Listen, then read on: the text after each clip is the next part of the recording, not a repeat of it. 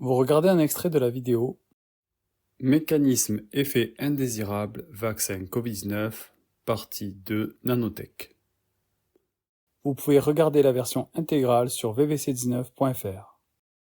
Des polluants comme matière première. Dans cette vidéo, nous avons vu que le corps de certains vaccinés produisent des caillots fibreux et que dans le sang des vaccinés, nous avons un nombre important de nanotech. Tous ces composés demandent une quantité de matière première que ne peuvent pas contenir une ou plusieurs injections. Nous savons que nos organismes sont plus ou moins pollués par des métaux lourds et des nanoplastiques. C'est pourquoi on émet l'hypothèse que les nanotech présentes dans les injections utilisent les polluants présents dans notre corps comme matière première. Des polluants dans notre quotidien.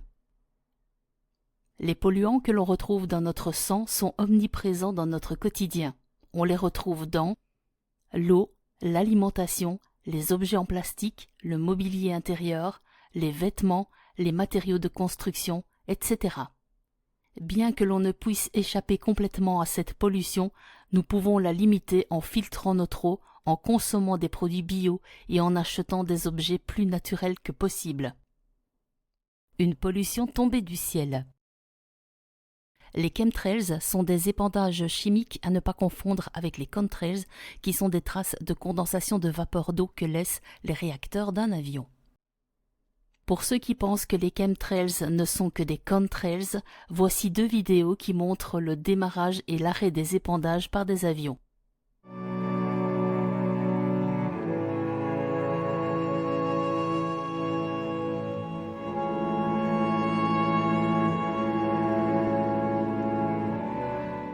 Les chemtrails ne font plus partie des théories du complot. De nombreux gouvernements ont avoué utiliser des pulvérisations de métaux dans le ciel dans le but d'augmenter les précipitations.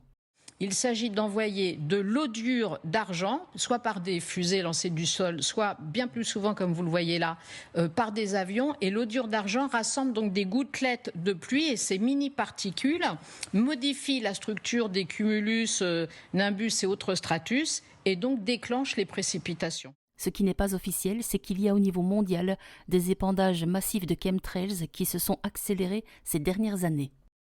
Il est étonnant de constater que, comme pour les vaccins, Bill Gates investit massivement dans la géo-ingénierie. Bill Gates est l'un des principaux bailleurs de fonds de l'expérience perturbation contrôlée de la stratosphère, conçue pour bloquer le Soleil dans le but de contrôler le réchauffement climatique en libérant des quantités massives de carbonate de calcium et d'autres matériaux dans la haute atmosphère. Les détracteurs de ce projet, y compris des spécialistes de l'environnement, l'ont qualifié d'expérience de génocide mondial.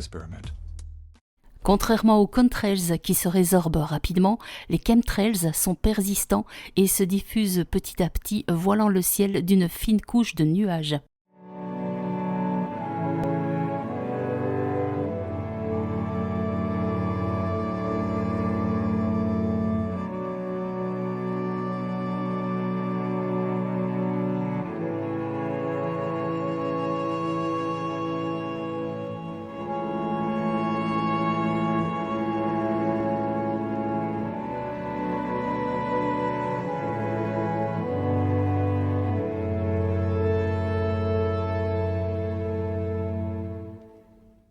On peut tous observer des ciels voilés. Le parlementaire Mirnes Aranović de Bosnie-Herzégovine a fait analyser des boues laissées par la pluie. Et nous, les êtres humains, sommes-nous également exposés à la pollution ? Nous avons décidé de faire la première analyse comparative du sable réel du désert du Sahara et celui qui est tombé sur notre pays, nos voitures, nos sols et nous-mêmes, et que l'on a pu observer dans toute l'Europe. L'objectif de notre analyse était de déterminer si la poussière causée par les précipitations était du vrai sable saharien. Nous voulions connaître la composition chimique de cette poussière, de cette pluie sale ou de cette boue, comme certains l'appellent. Nous voulions aussi savoir si elle contenait des éléments toxiques qui pourraient être nocifs pour l'ensemble de l'écosystème, y compris pour nous, les humains. Rappelons que le journal télévisé n'a mentionné que les particules PM10, en précisant que leur concentration était 5 fois supérieure à la limite pour 24 heures. Dans ce rapport, nous avons cependant les éléments suivants: aluminium, arsenic, bore, barium, beryllium, bismuth, cobalt, chrome, cuivre, fer, lithium, manganèse, molybdène, nickel, plomb, antimoine, sélénium, étain, strontium, thallium, vanadium, zinc et argent.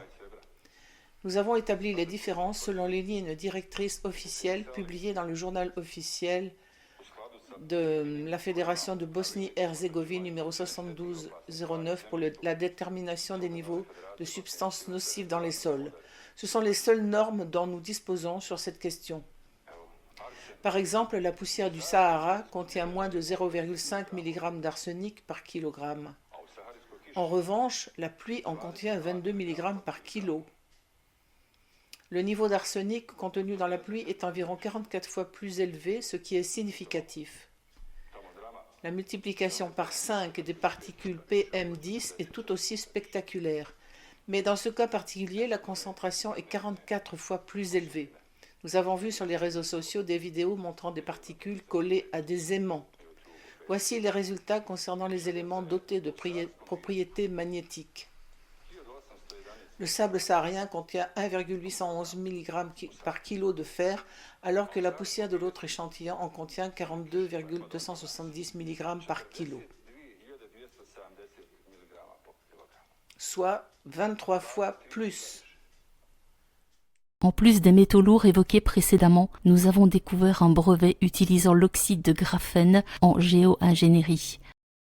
De nombreuses personnes ont vu des filaments tomber du ciel. Les analyses de Bernard Tellier, Analytica, montrent une composition synthétique avec notamment des phtalates.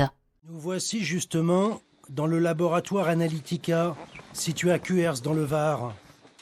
Bernard Tellier est le premier scientifique en France qui a analysé les fibres prélevées par Séverine.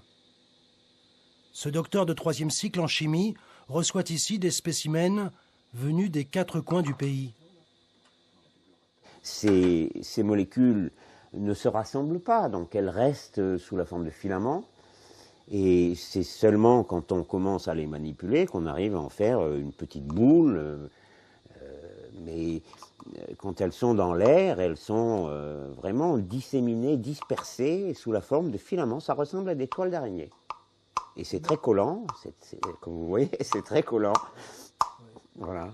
Mais c'est pas naturel alors, si? Non, c'est manifestement artificiel, et ça, j'en suis maintenant convaincu depuis que j'ai pu faire ces analyses, parce qu'on trouve des produits qui sont d'origine industrielle, donc la question ne se pose plus. Son dernier rapport d'analyse confirme la présence de phtalates, des composés chimiques qu'on retrouve dans les emballages ménagers, les plastiques, les peintures ou les cosmétiques, des phtalates qui se révèlent très toxiques. Ces filaments, c'est une sorte d'arrosage généralisé sur un territoire immense, la France par exemple, voire l'Europe, avec des substances contenant des perturbateurs endocriniens. Ils perturbent notre système endocrinien, et sans notre système endocrinien, on est, je vais être vulgaire, mais on est foutu, quoi. Des filaments dans la viande. Le docteur Mialcea a eu l'idée d'observer au microscope de la viande pour voir si elle contenait des composés que l'on retrouve dans le sang des vaccinés. Elle a alors découvert des filaments présents dans des viandes provenant de bétail non vacciné et nourri à l'herbe.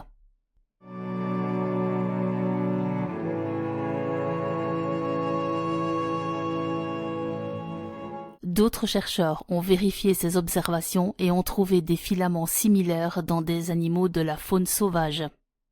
Grâce à l'analyse de la composition de ces filaments, le docteur Mialcea a constaté qu'ils ont la même nature chimique que ceux provenant des chemtrails.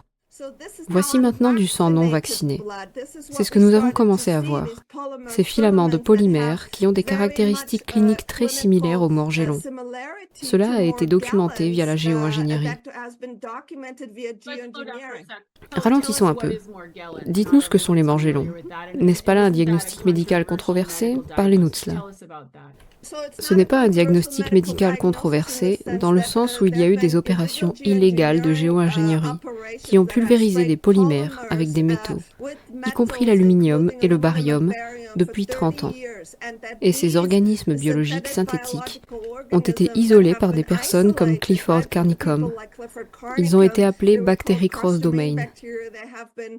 Ils ont été cultivés. C'est de la biologie synthétique. Et des personnes ont été contaminées et marginalisées, comme s'ils avaient une parasitose délirante. Mais il s'avère que nous avons analysé chimiquement les échantillons de sang et les filaments, et ils ont une correspondance.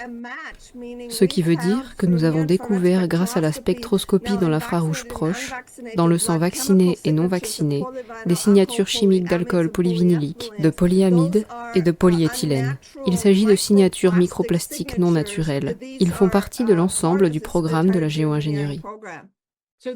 C'est donc distinct des vaccins. Ou bien pensez-vous que ces filaments se trouvent également dans les flacons?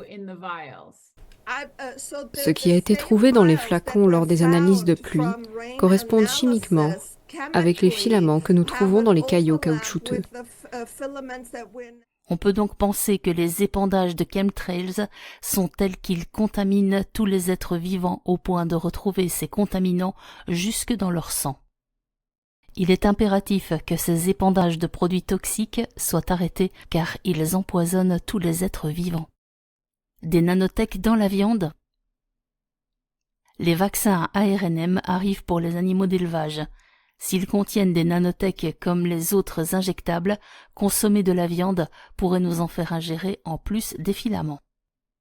Pour que ce soit possible, il faudrait que ces nanotechs résistent à la température de la cuisson, ce qui semble peu probable, mais mieux vaut éviter la cuisson saignante. Quoi qu'il en soit, consommer de la viande pourrait représenter une source de contamination supplémentaire à celle de l'air que l'on respire.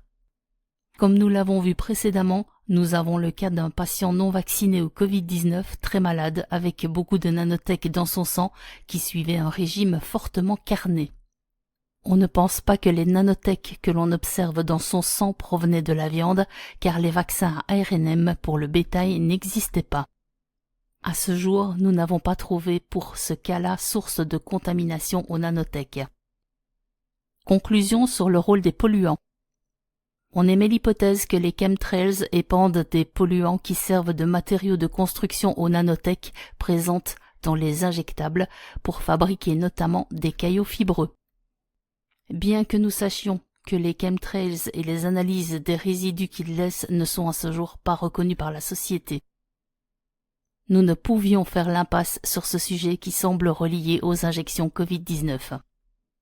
Vous pouvez regarder la version intégrale de cette vidéo sur vv69.fr.